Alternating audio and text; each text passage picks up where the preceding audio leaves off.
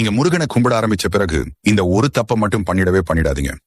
ஆமாம், எல்லாருமே அவரோட சோதனையில இருந்து தான் வந்திருக்கோம். நீங்க ஏதாவது ஒண்ணு அவர்கிட்ட வேணும் அப்படின்னு வேண்டிக்கிட்டு கேக்குறீங்க அப்படின்னா முதலில் முருகன் என்ன செய்வார் தெரியுமா? உங்களை ரொம்பவே சோதிப்பாரு. எப்படி அந்த சோதனை இருக்கும் அப்படின்னா, நீங்க எதை கேட்டு அவர்கிட்ட வந்தீர்களோ, எதுக்காக அவரை வேண்ட ஆரம்பிச்சீங்களோ அது வேண்டவே வேண்டாம் அப்படின்னு சொல்ற அளவிற்கு உங்களை போட்டு சோதிப்பாரு.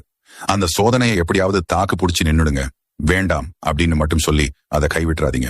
முதல்ல ஒன்றை ஞாபகம் வச்சுக்கோங்க, எந்த ஒரு பொருளும் நமக்கு ஈஸியா கிடைச்சிட்டா நமக்கு அதோட அருமை தெரியாது. அதே ஒரு விஷயம் நமக்கு ரொம்ப கஷ்டப்பட்டு பல தோல்விகளுக்கு அப்புறம் கிடைக்கிறது அப்படின்னா அதோட அருமை நமக்கு நல்லாவே புரியும். அது மாதிரிதான் முருகன் மேல் இருக்கும் நம்பிக்கையும். நீங்க கேட்ட உடனே அவர் அதை செய்து விட்டார் உங்களுக்கு. அதோட அருமை என்னைக்குமே புரியாது. அவரது பக்தர்களை அவர் எப்போதுமே கைவிடவே மாட்டாரு. முருகன் பக்தன் அப்படின்னா சும்மா இல்லை. வாழ்க்கை அப்படி ஒன்றும் எளிது இல்லை. அதுல கஷ்டம், நஷ்டம், துன்பம், இன்பம், துயரம் இப்படியெல்லாம் கலந்துதான் இருக்கும் என்றைக்குமே. இதை நாம் தான்